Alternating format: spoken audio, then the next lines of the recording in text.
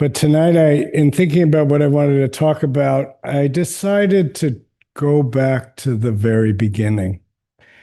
It's like, what are we actually doing here? Why are we doing it? And what value does it have? And I don't know if I'm going to answer all those three questions, but that is kind of where I'm starting from.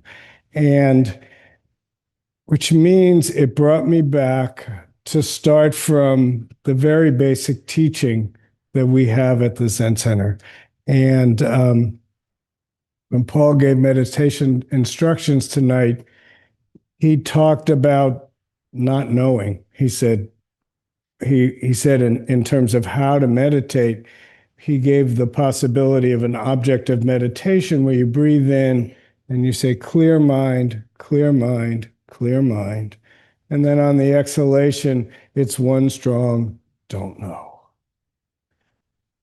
This don't know mind. It's really that phrase, don't know mind, is really the phrase that Zen Master Soeng is known for.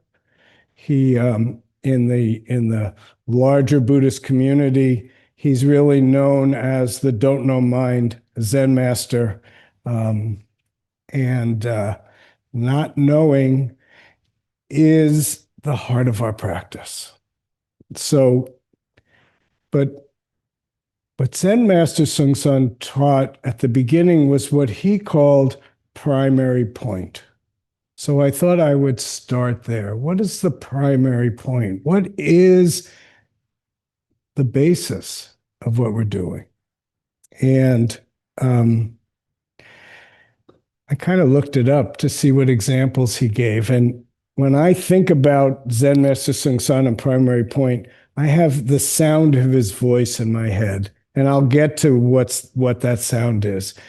But I took a look online to see what the Quantum School of Zen has put out recently about primary point. And the way he describes primary point is he says, imagine you have a scale and, think of weights on both sides, but it could be a more modern scale that starts off at 0. And then you put a pound weight on the scale. Then the scale is now weighing a pound. If you take the pound off, it returns to 0. 0 is primary point. When I remember him giving the instructions to me, I remember him saying, it's like you have a calculator. So then he asked me, he said, what's 2 plus 2? So of course I said 4. And then he said, what's 4 plus 2? I'm trying to see if I'm going to get this right. So I said 6. But if on your calculator you didn't press clear before you went to 4 plus 2 to get 6, you would get 10 because you've got the original 2 plus 2 on the calculator. So primary point is hitting the clear button and returning to 0. And why is that the beginning of our practice? Because we've got a lot of people in the room right now. You take a look at the altar. Just see it without adding anything to it. Try to keep your mind at 0 and see what's at the altar.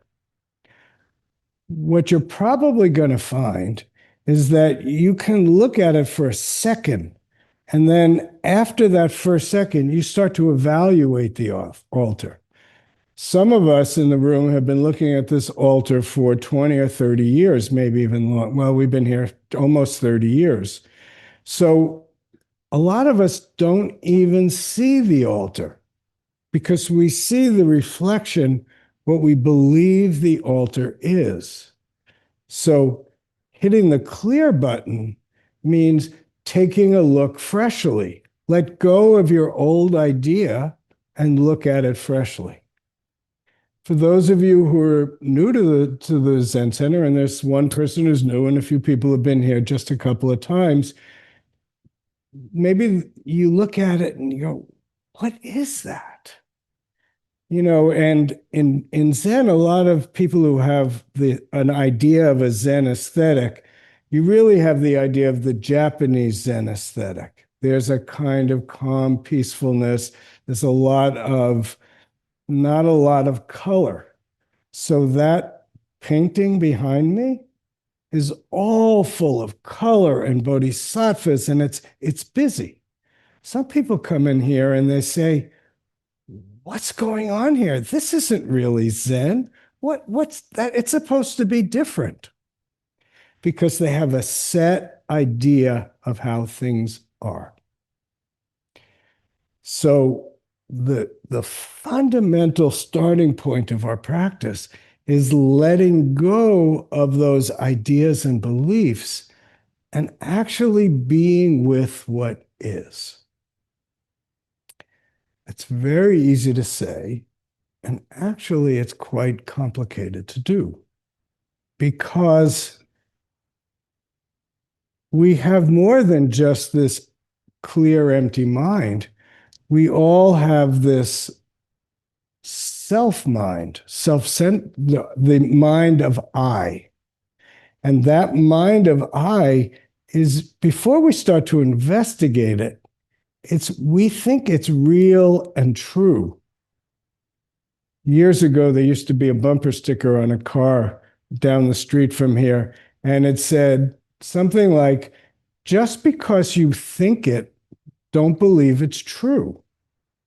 But we all really believe our minds. We think good, bad, right, wrong, and then we believe that. I've noticed, and it's almost embarrassing to say this, I'm the Zen master here, but a good way of letting you know what we're talking about comes a little bit from the ways I see this I, me, mind work in myself.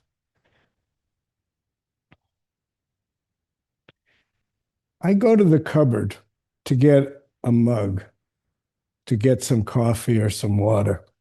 I open the cupboard, and there are some cups that I want to grab, and some cups I avoid.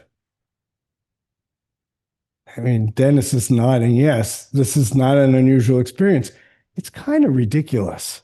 So I start to look at, well, why am I avoiding that cup? So I see, well, that cup, I don't really like the design on the cup. That doesn't have anything to do with the function of the cup. But if I'm going to go grab a cup, I avoid that cup. There's another cup that I don't like its shape, so I don't pick it. I mean, we have enough cups that I don't have to usually wash something to have the one that I like as opposed to the ones I don't like. But when I look at my like and dislike to these cups, it's not really based on anything. If I don't investigate it, I just think, yeah, I don't like that. I like that. I gravitate to what I like and I avoid what I don't like.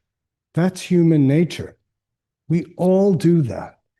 And what I'm suggesting is very often the reason we don't like one thing and like another is crazy. Maybe one of the cups 5 years ago touched something, so I don't want to touch it. But it's been washed, it's all changed, but these subtle aversions and attractions control our life. When we're talking about a cup, it doesn't matter that much. Like I said, I have enough cups in the cupboard, so I grab the one I like. I have my favorite cups and I use them. But Zen, as Paul said in our meditation instruction, starts off with what am I? What is this? The instruction is to actually observe your mind. So I've got to slow things down enough when I go to the cupboard to grab a cup. If I don't slow things down and hold a mind that says, what is this? I'm just going to grab the one I like and move on and never give it another thought. Again, that's mostly what we do in our lives. We have our likes, we have our dislikes, we do what we like, we avoid what we don't like. I remember I had an aunt once who, she must have been in her early 70s at the time. Interestingly, is where I am. And she once said to me, she said, the worst thing about getting older is that you only do what you like and you don't do what you don't like. You curate your life, and your life actually gets smaller and smaller and smaller. Our desire says, I want what I want. I want to avoid what I don't want. As I've learned to investigate, what I notice, if I just stay with what I like and avoid what I don't like I said, my aunt said, I start curating my life and it becomes very small. It's very often the case, the things that I don't want to do are things that become an opening experience that shake me out of the small-minded and small-viewed way of life. So I'm going back a ways. But my wife Sheridan and I were in New York City one time. Um, this had to be 20 years ago, maybe even longer. And we decided to go to a show. We wanted to see a play. So neither of us wanted to go to a Broadway play, but I thought, well, we'll go to an off-Broadway play. And Sheridan looked through the list of available shows, and she finds this show like on 10th Avenue, way out somewhere in a warehouse. And I look at that and I said, no, no, no, no, I don't want to do that. So we start going back, no, no, no, I don't want to do that. I've learned this is a learning, one of the beautiful things of being in a long-term relationship, you learn a lot about yourself. So even then, 25, 30 years ago, I knew my no is based on some silly preference. What do I know, really? So I've learned over the years, I go through my no's and then I say, okay. So we go off to this warehouse, and there were probably 6 of us in the audience. It was the highlight of the trip. I can't tell you exactly what happened. I can't even tell you it was the greatest theater, but the experience was raw. And because I didn't want to be there, I was a little bit on edge. In our mind that makes something, we want to avoid that edge. I want to go where I'm comfortable. But comfort has this shadow side of kind of putting us to sleep. It's kind of what my aunt was saying. If you only do what you want, you keep satisfying your desire, but you don't get shaken up. You don't move into things that are maybe more uncomfortable, but more enlivening, more awakening, if you will.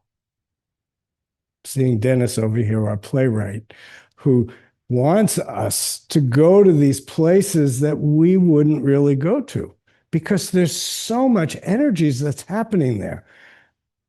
And, people who want to go to a Broadway show, that's fine.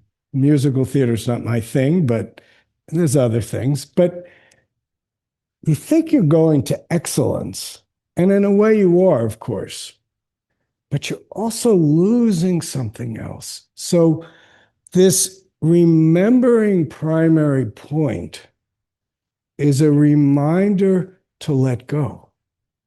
Remembering primary point is a reminder to take the weight off the scale, to hit the clear button. Don't just follow my usual mental formations and ideas and follow my desire, but move into something unknown, something a little bit more challenging. Zen Master Sung wouldn't have talked about primary point that way. But there's many different ways to describe the same thing. But I hear him saying in my mind, your before thinking mind, my before thinking mind, same mind. You begin to think, I begin to think, suddenly our minds are split a million miles apart. Come back to this moment. Come back to things as they are. This altar is as it is. Our thinking attached desire mind creates good and bad, right and wrong. I don't really like this altar. I want a Japanese altar. That's authentic Zen. This Korean stuff, that's not even authentic. That's all thinking. In fact, Zen came to Korea before it came to Japan. So what's authentic and what's not authentic? We don't really know. So this primary point is also paired with not knowing. It's letting go of our ideas, assumptions, opinions, and beliefs that allow us to come back to primary point. The things as they are before thinking. I told this story just a few months ago, so it might be a little bit familiar. This summer, in the cemetery near my house, for those of you who are local, it's Mountain View Cemetery. It's at the very end of Piedmont Avenue. It's an amazing place. It winds up into the hills. It was designed by Olmsted, the same guy who designed Central Park in New York. Apparently, he traveled the country designing parks and cemeteries. Cemeteries are public spaces. So this is an amazing cemetery. It winds up into the hills. You get to the top, you look out, you can see San Francisco completely. You see the Golden Gate Bridge, you see the Richmond Bridge. If you look the other way, you see the Hayward Bridge. You can even see as far as the Dunbarton Bridge, the whole expanse of the San Francisco Bay Area.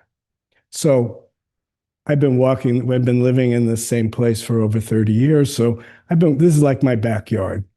So this summer, a pair of bald eagles moved in. They built this incredible nest, and it took a while for things to develop. I started seeing people with telescopes and cameras looking up, and I didn't quite know what they were looking at. When I go into the cemetery, I kind of like to stay by myself. I don't interact that much. But finally, I had to ask, what's going on? And they pointed to the nest, and this pair of eagles had laid 2 eggs, and they were sitting on the eggs. And it became the show of the summer. We go up most weekends, we go up to say hello to the eagles. We sit a little bit, we watch. Sometimes we see them, sometimes we don't. I've seen a few bald eagles in my time, but not really that many and not that close. This was really, in some ways, the most intimate. So one day I went up there, and there weren't many people around, and I see the eagle in a tree, and I've seen that eagle in that tree. It's kind of a distant. I've seen it enough times where I kind of gave it a little bow. I said hello, and then I took off. What had started off as this incredible experience, at least at that time, it really hasn't shifted that much in totality. But that day, I'd seen you before. Who cares? And that's a little strong. I cared, but I wanted to get more exercise. So I gave it a little bow and I took off. Mind makes everything. When it's new, it's amazing and incredible. When it's old, well, It's commonplace. In that commonplace, we lose the magic of our world. It's so important to be able to return to primary point because it shakes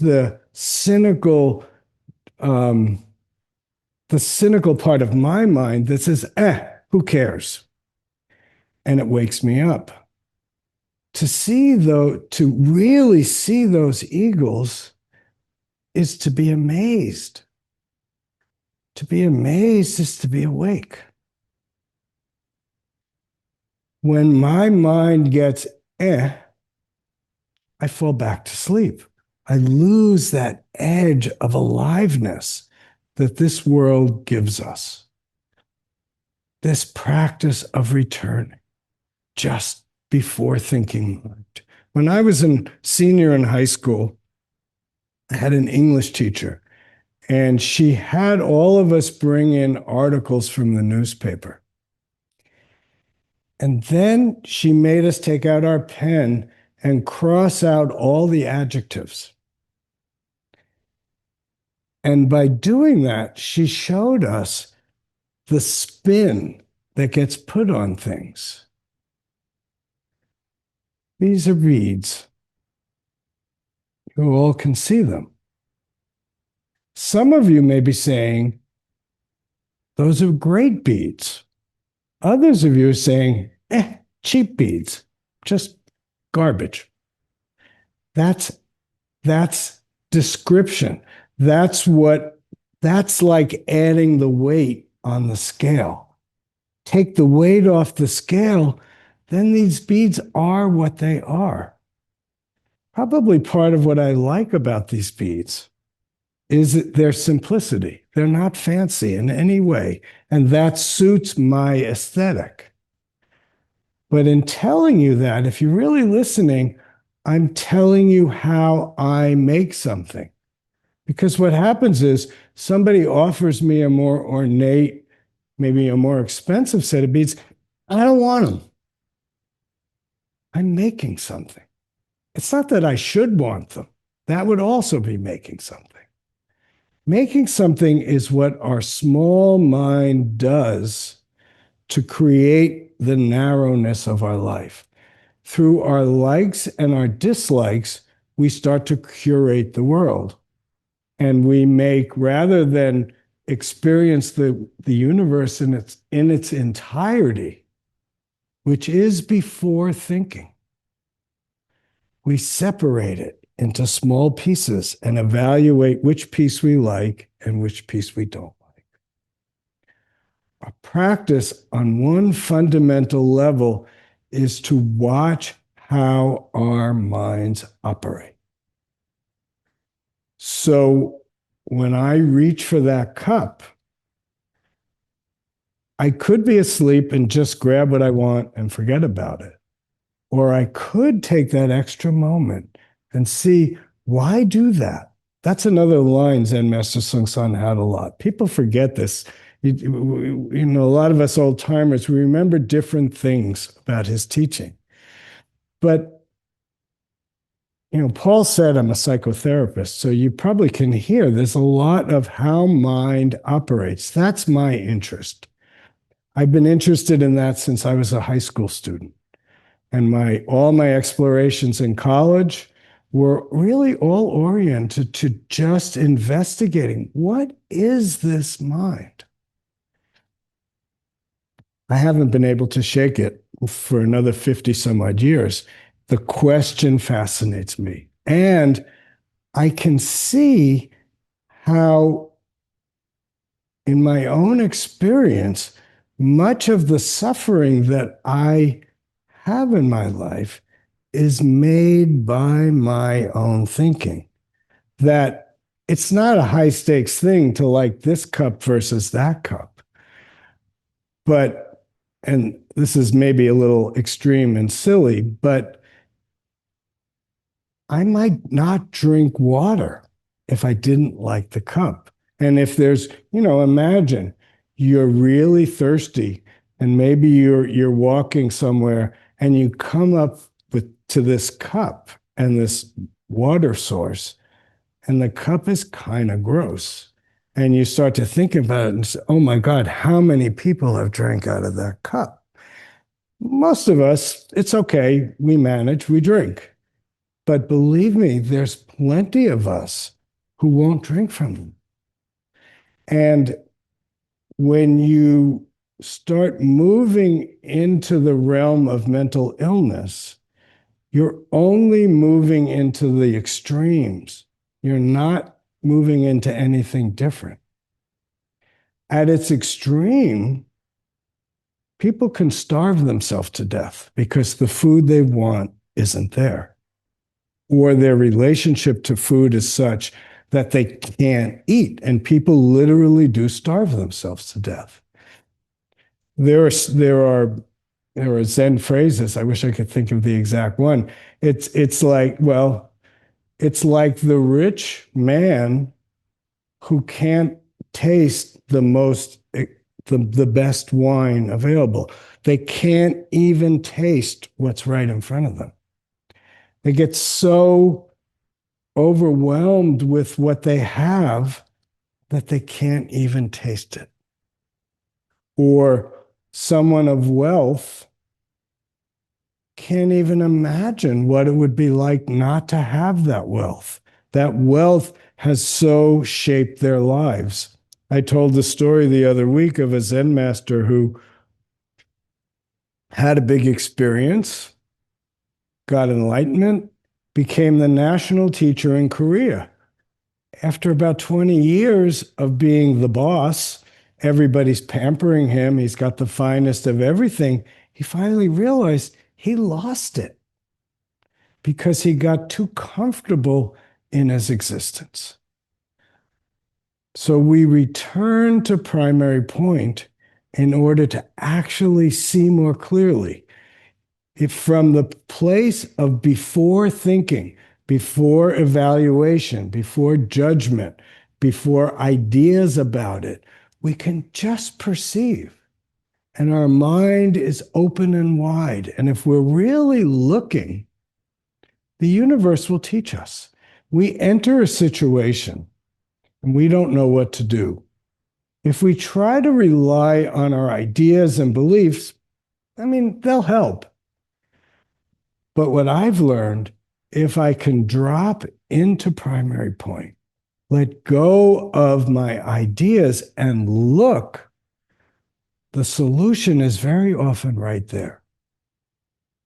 I once heard an advice columnist say, somebody asked him, how do you know what to answer? And he said, generally, the answer is right in the question. If you listen to the question, you'll hear what the person needs.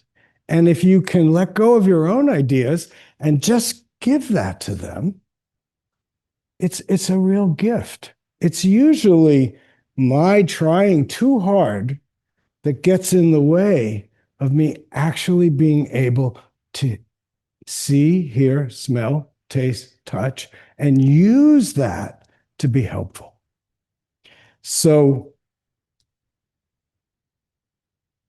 just to finish this up, especially for those of you who are new here, this whole talk leads you back to sitting practice, what we name as meditation. But meditation's not meditation. Nothing, the name of the thing is not the thing itself. So what we call meditation is taking some posture. For the formal posture might be sitting on a cushion cross-legged. We've got 3, 4 people in this room sitting on chairs. That's your posture. You sit down, you hold your hands in your posture, and you get in touch with your breath. You slowly breathe in, you slowly breathe out, and you begin to watch. The process of meditation is essentially a process of observation. It's not blankness, and it's not rational thinking. It's watching. And so you watch your breath. You watch your breath as it comes in. You watch your breath as it goes out. You watch the body sensation that's arising. We start off generally with a very scattered, confused mind. Our energy is always out there. So the first thing we're doing is bringing it all back in. Slowly breathing in down into our lower abdomen, slowly breathing out, allowing that process of slowly breathing in and slowly breathing out to become our anchor. And from that anchor, we watch. You watch your body and you watch your mind. What is it that's going on? What you will likely find, every once in a while, a person will say, everything shuts off, nothing's going on. But for the rest of us, 99%, there's a lot of thoughts and feelings that start to emerge. And that this process that we call meditation allows us to observe what we might call our small mind. Like I said, I got to observe my aversion to that cup and my liking of that cup. That's not that important. But you know how sometimes you have people in your life and you have aversions to those people and you have preferences for other people? That's okay. That's human. But if your job is to be equal with people, if you're not aware of your aversions and your preferences, you're going to make a mess of things. If you're, well, a teacher, let's say you're a teacher in a classroom, forget about a Zen teacher, you need to treat your students equally. Of course, that's aspirational. So you need to be watching. Oh, I ignored that person over there, and I keep asking that person something. That has to be meaningful. Oh, that's not my job. I have to develop the capacity to be more equal.